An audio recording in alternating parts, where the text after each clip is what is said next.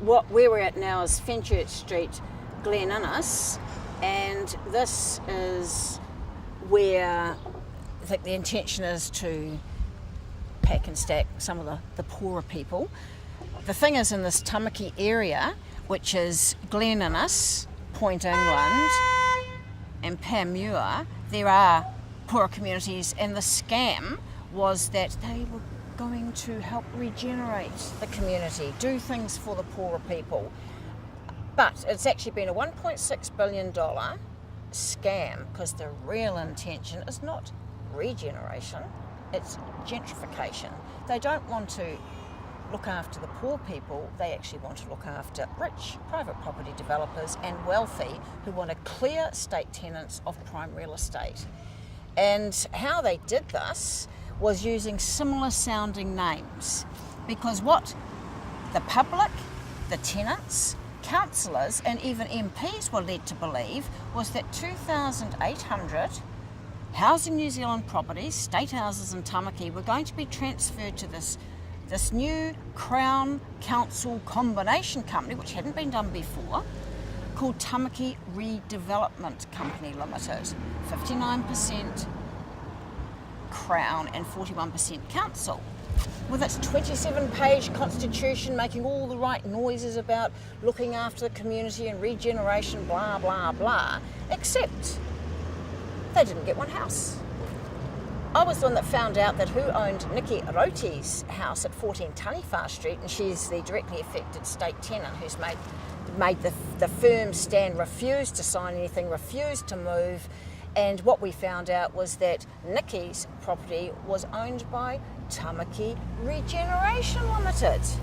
Different company, 100% owned by the Crown, 7-page constitution, their job, none of the nice social good stuff. It's all about looking after property developers and investors. And that's the scam. Because I've just recently got an Official Information Act reply from the CEO of Tamaki Regeneration Limited, and what I've been told is they will not state how much these private property developers have paid for each and every former Housing New Zealand property. They're saying it's commercially confidential. Excuse me?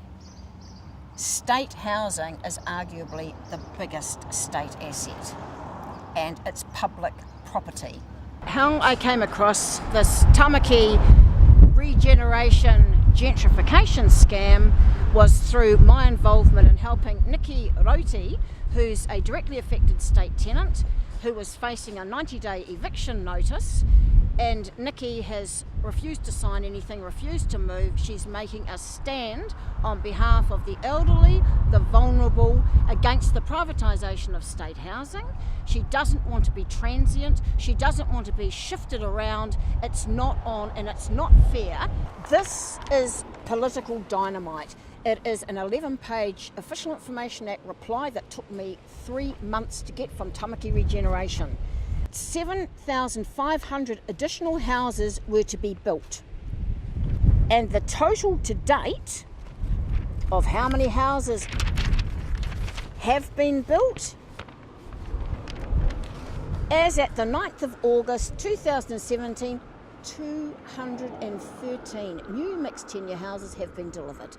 Blah, blah. This total is made up of 92 new social houses, 39 new market affordable houses and 82 new private market houses.